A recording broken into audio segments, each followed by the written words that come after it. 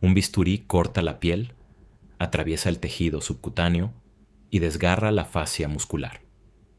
El cuerpo humano, en su infinita inteligencia biológica, no responde a esta agresión intentando perdonar al cirujano o al elemento cortante.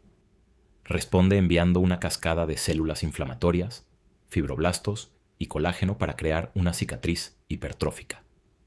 Una marcadura, gruesa, a menudo desprovista de sensibilidad superficial, pero profundamente dolorosa al tacto interno.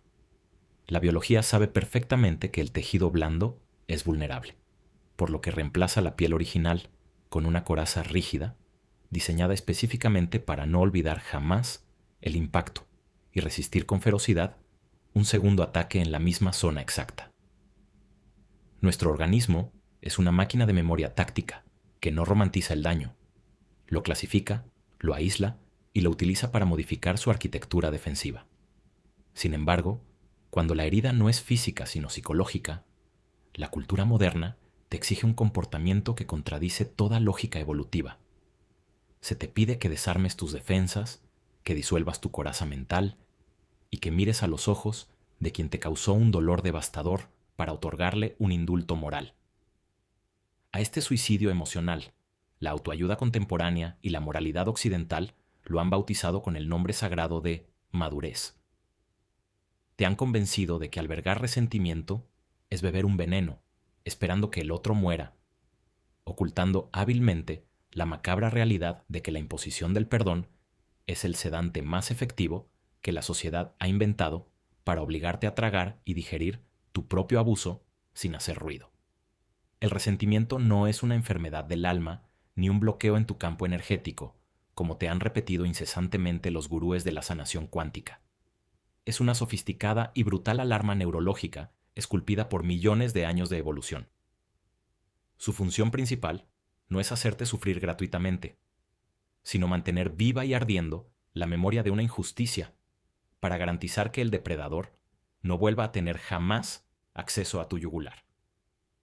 Cuando tu sistema nervioso detecta una transgresión a tus límites, inunda tu torrente sanguíneo con cortisol y noradrenalina. No porque estés roto, sino porque estás biológicamente programado para defender tu dignidad con los dientes. Piensa en la arquitectura de las jerarquías cotidianas. Observas a un compañero de trabajo, alguien con un talento brillante y un esfuerzo incansable, ser descartado para un ascenso de supervisión que por mérito le correspondía. Acto seguido, Presencias, como la corporación, le entrega ese mismo puesto de poder a un individuo mediocre, cuya única cualidad es llevar 15 años calentando una silla. La ira profunda y sorda que surge al vivir esa injusticia estructural no es una toxicidad que deba ser exhalada hacia el universo. Es un reconocimiento cognitivo exacto de que el sistema en el que habitas está profundamente corrupto. Obligar a ese empleado, o a ti mismo, a soltar la rabia y perdonar la mediocridad institucional es despojar al individuo de la única herramienta psicológica que le permite establecer un límite feroz. El resentimiento es el sistema inmunológico de la psique. Apagarlo significa convertirte en un huésped voluntario para los parásitos sociales. Para comprender cómo y cuándo llegamos a glorificar la amputación de nuestras propias defensas emocionales, es imperativo descender a las catacumbas de la historia del pensamiento humano, acompañados por Friedrich Nietzsche. En su magistral disección sobre la genealogía de la moral, Nietzsche expuso con una crueldad fascinante el truco de magia más siniestro que ha ejecutado la civilización: la inversión absoluta de los valores. En las sociedades arcaicas, regidas por la nobleza del guerrero, la fuerza, la asertividad y la capacidad ineludible de devolver un golpe eran consideradas virtudes absolutas. El hombre que no castigaba una ofensa era considerado un paria, un ser sin honor. Pero a medida que las masas de individuos, débiles y despojados de poder, se multiplicaban, incapaces por completo de enfrentarse físicamente a sus opresores, desarrollaron una estrategia de supervivencia puramente psicológica. A través del dogma religioso y la culpa, comenzaron a etiquetar su propia debilidad estructural y su incapacidad anatómica para la venganza como una virtud moral excelsa. Nació así lo que el filósofo denominó la moral de los esclavos. Ya no era que no pudieran defenderse ante el amo, era que elegían ser mansos porque eso los hacía superiores. El perdón se convirtió en el arma invisible de los impotentes para someter a los fuertes mediante la inoculación de la culpa. Te dijeron durante siglos que poner la otra mejilla era un acto de santidad suprema, cuando en realidad era simplemente la única opción viable de quien carecía del poder real para devolver el impacto. Hoy en día, esta moralidad invertida ha perdido su ropaje teológico, pero ha colonizado los consultorios terapéuticos. Te hacen creer que al perdonar te elevas moralmente, cuando en la crudeza de la realidad material solo le estás extendiendo un recibo de impunidad. Esta impunidad silenciosa es el engranaje secreto que mantiene en funcionamiento el motor del orden social moderno. La civilización, en su estructura hiperconectada actual, detesta profundamente la incomodidad y el conflicto sostenido. Un individuo que se niega rotundamente a perdonar es un individuo ruidoso, impredecible y peligrosamente subversivo. Exige una restitución equitativa, señala con el dedo a los culpables sin pudor, rompe la falsa armonía y cuestiona la legitimidad de las autoridades que permitieron que el abuso ocurriera. Para el statu quo, gestionar y validar la rabia legítima de millones de víctimas es logísticamente imposible y económicamente desastroso.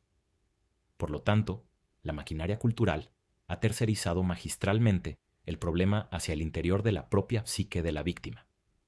A través de la psicología del bienestar corporativo y los discursos de positividad tóxica, se ha instalado la narrativa perversa de que el dolor que te consume no es responsabilidad de quien te apuñaló, sino que es culpa de tu propia incapacidad para sanar.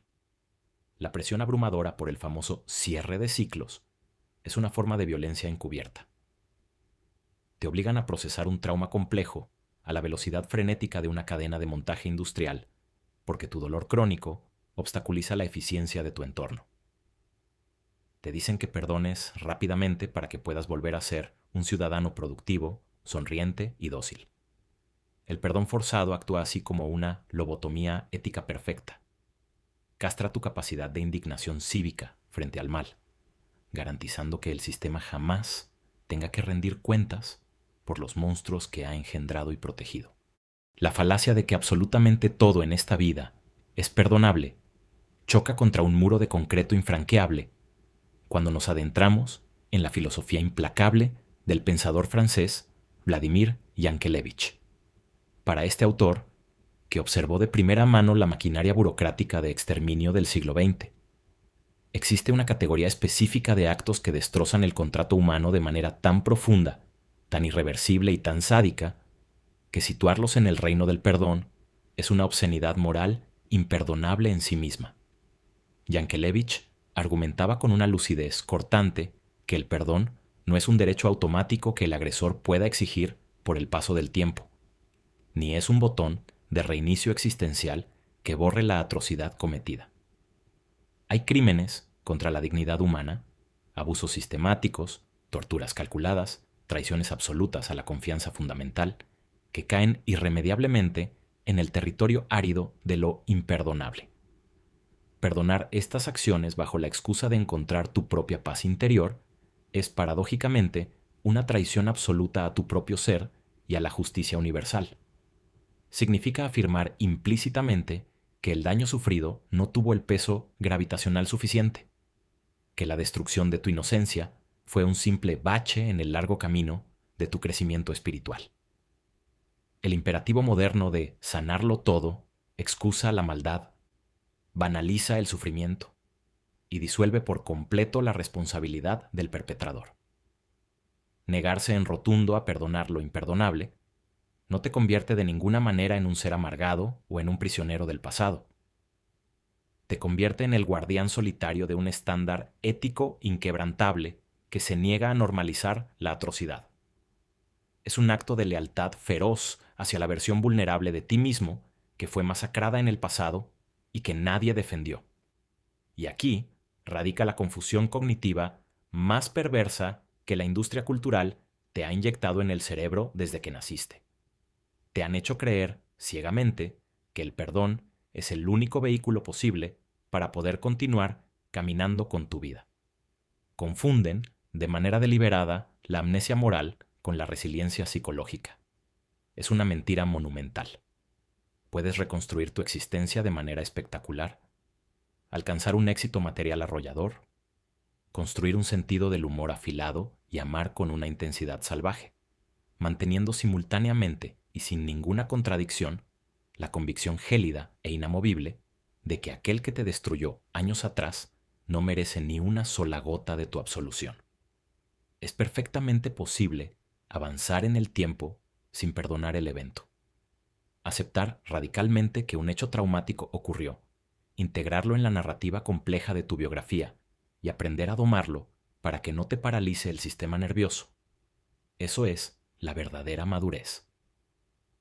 Voltear hacia quien te aplastó el cráneo emocionalmente y decirle, te libero de tu culpa porque yo necesito estar en paz, es la autoestafa más triste del siglo XXI.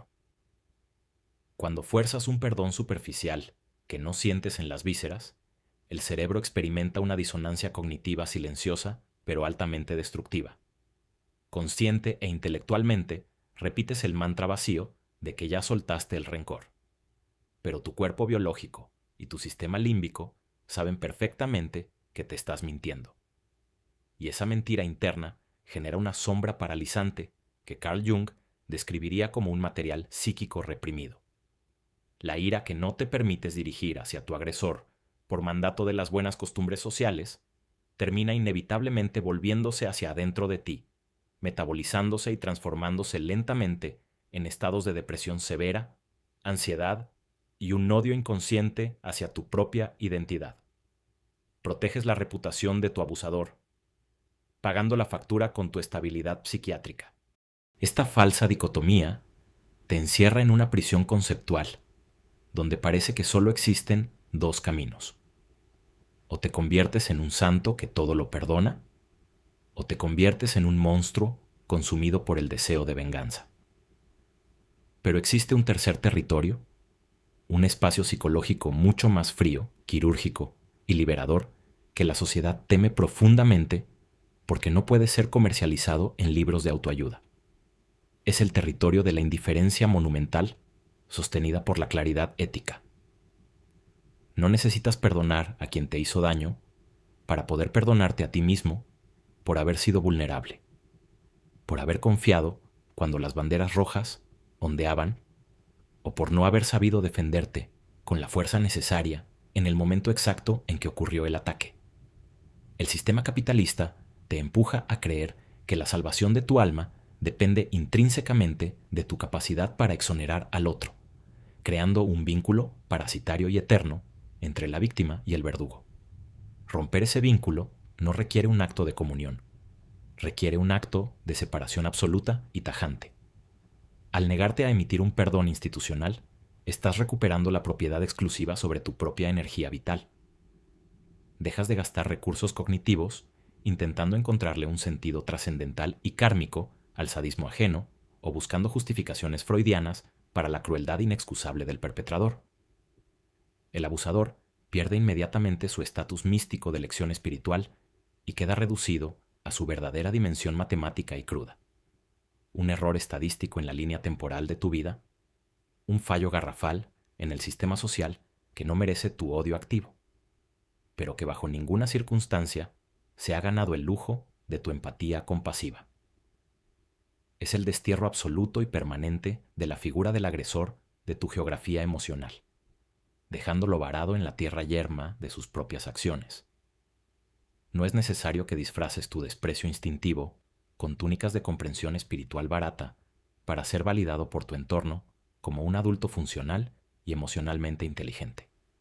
La próxima vez que alguien te mire desde la altura moral condescendiente de su púlpito terapéutico improvisado y te presione sutilmente para que liberes a tus fantasmas, argumentando que el perdón es para ti, no para ellos, para que no cargues veneno. Detente un segundo. Reconoce esa frase prefabricada por lo que realmente representa en la estructura de poder. Un mecanismo de control sistémico diseñado para neutralizar tu amenaza hacia la paz grupal. Te están pidiendo de forma sumamente educada, que limpies la escena del crimen con tus propias manos temblorosas, para que los demás espectadores no tengan que lidiar con el malestar visual de ver tu sangre derramada en el suelo. Hay heridas profundas que simplemente no están hechas para desaparecer con el paso del tiempo, sino para convertirse en cicatrices arquitectónicas rígidas que te recuerden permanentemente los límites geográficos de tu confianza humana. Renunciar al mandato universal de perdonar es, en última instancia, reclamar la soberanía absoluta y tiránica sobre las páginas de tu propia biografía.